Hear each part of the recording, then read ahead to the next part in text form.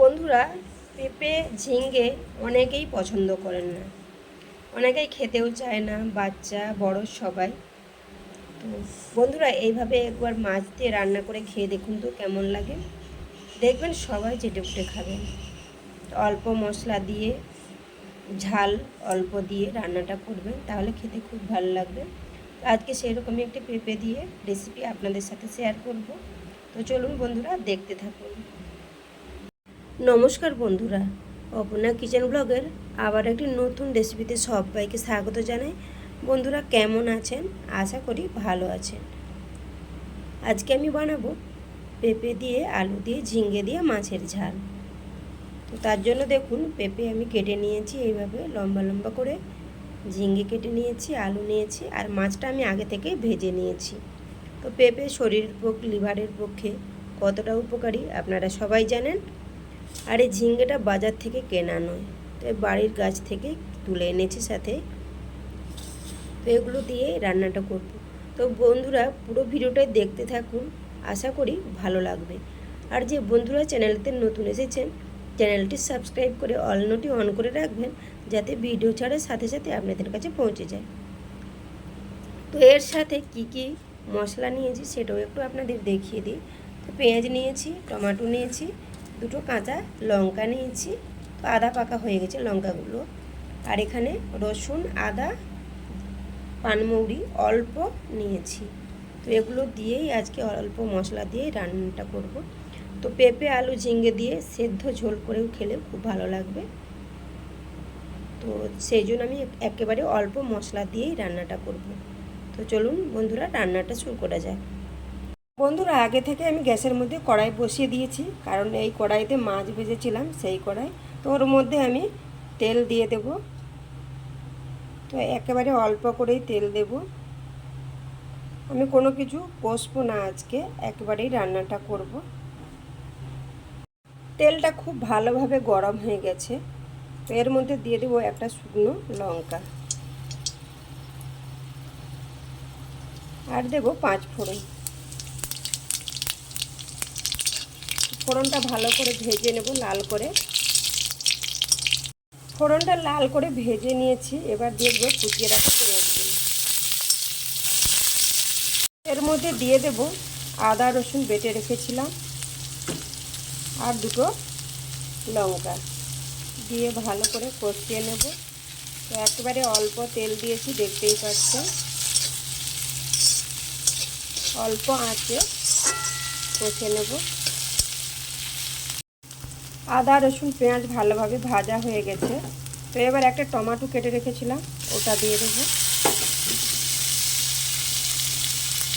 এবার পরিমাণ মতো লবণ। তো অল্প করে লঙ্কা গুঁড়ো দিলাম, তো আপনারা চাইলে স্কিপ করতেও পারেন। এবার আমি ভালো করে টমেটোটা কষিয়ে নেব যতক্ষণ না নরম হচ্ছে।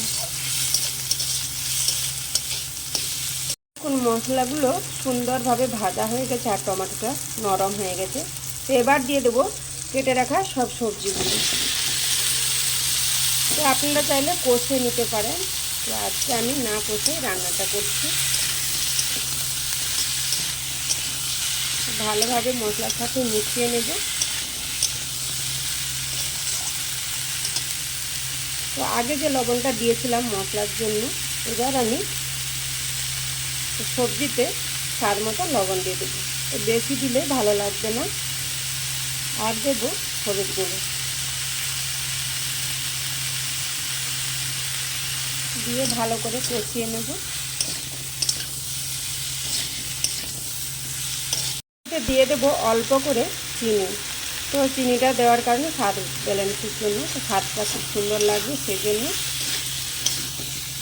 যে কোনো সেদ্ধ ঝোল বা যেই রান্না হোক, অল্প করে চিনি দিলে খুব ভালো লাগে খেতে।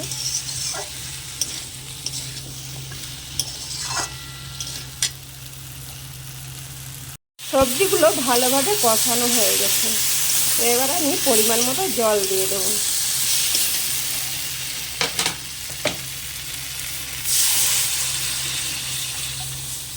এখন একটু বেশি করেই জল দিলাম, কারণ আলু পেঁপে সেদ্ধ হবে, সেই কারণে। তো ঝোলটা আপনারা যতটা রাখবেন সেইভাবে জলটা দেবেন। দেখুন বন্ধুরা, ঝোলটা আমার অনেকটাই শুকিয়ে এসেছে। তো এই পর্যায়ে দিয়ে দেব ভেজে রাখা মাছগুলো।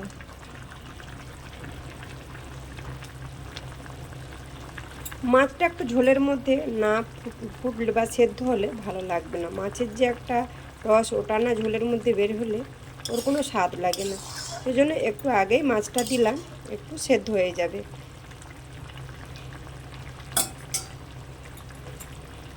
এবার দেখুন, এখানে আমি ধনে গুঁড়ো, জিরে গুঁড়ো আর সাথে অল্প করে মৌরি গুঁড়ো আছে। এবার আমি ছড়িয়ে দেবো উপর থেকে। তো মৌরি দিয়ে রান্নাটা করে খেলে দারুণ লাগে খেতে, টেস্ট আলাদাই হয়। তো ভেজে গুঁড়ি করে দিবেন, তাহলে আরও সুন্দর লাগে খেতে।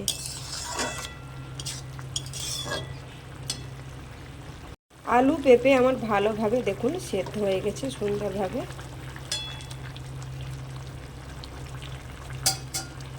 রান্নাটা হয়ে গেছে, এবার আমি নামিয়ে নেব। দেখুন নামিয়ে নিয়েছি, নামিয়ে একটা জামের মধ্যে ঢেলে নিয়েছি, দেখতেই পাচ্ছেন। তো বন্ধুরা, রেসিপিটি আর বেশি বড় করব না।